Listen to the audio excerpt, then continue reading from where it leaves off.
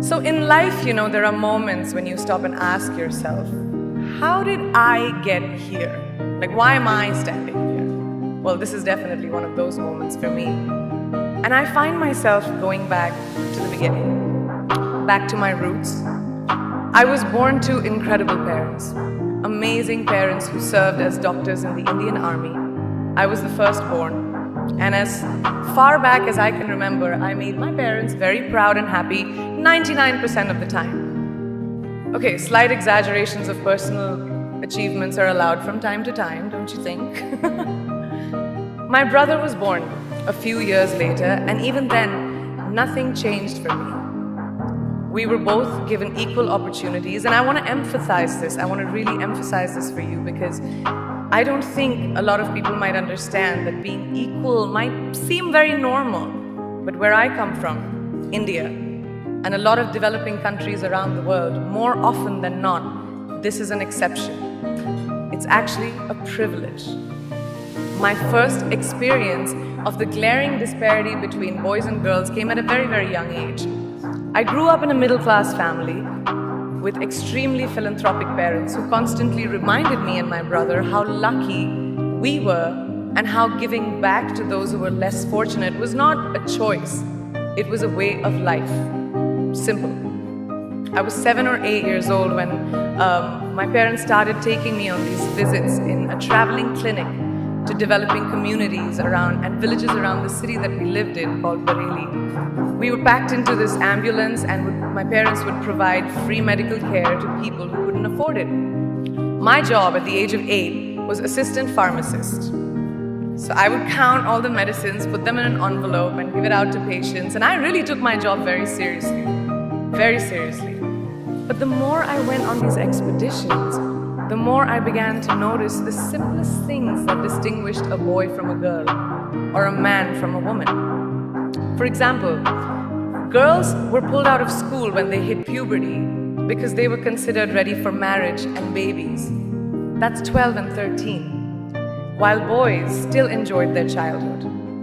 Or basic human rights such as healthcare were denied just because they were women. Let's call this whole experience trigger number 1 for me. Fast forward a few years and many, many triggers in between. Like a producer-director, for example, early on in my career, I must have been about 18 or 19, telling me that if I didn't agree to the ridiculous terms or painfully low salary in his movie, that he would just replace me. Because girls are replaceable in the entertainment business. That was a memorable one. Made me decide to make myself irreplaceable. But I think what really moved the needle for me and ultimately led me to create the Priyanka Chopra Foundation for Health and Education and around the same time partner with UNICEF was an encounter with my housekeeper's daughter. About 12 years ago, I came home from set early one day and she was sitting in my library reading a book. And she must have been 8 or 9 years old and I knew she loved reading. So I asked her, I was like, it's a weekday, why aren't you in school? And she said, oh, I don't go to school anymore. So I went and asked her mother and I said, why isn't she in school? And her mom said that her family couldn't afford to send her and her brothers to school, so they chose the boys. The reason? She would eventually get married and it would be a waste of money. I was completely blown and it shook me to my core. Eventually, I decided to cover the cost of her education so that she could continue to learn because education is a basic human right.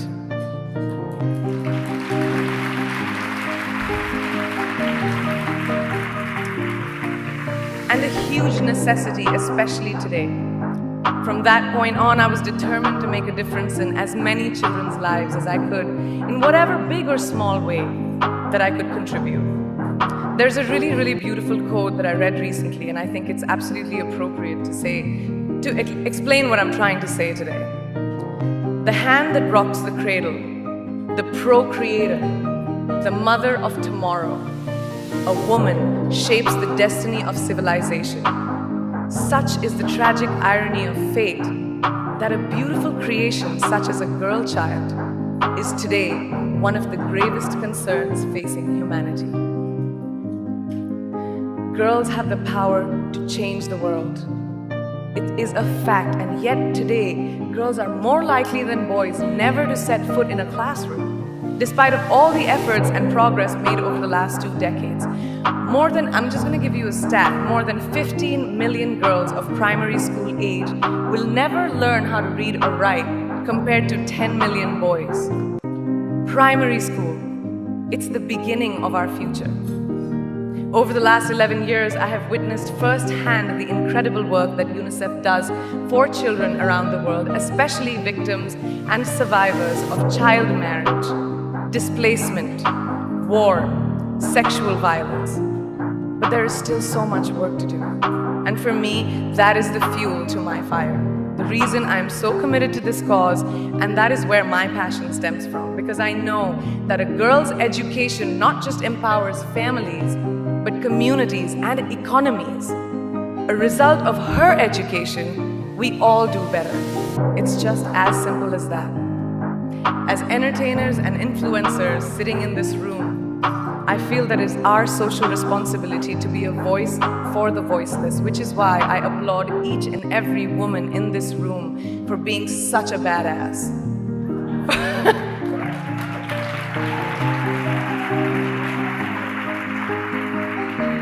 For using your platform and your voice to contribute to change, and for ensuring that there is not even one lost generation as long as we are alive.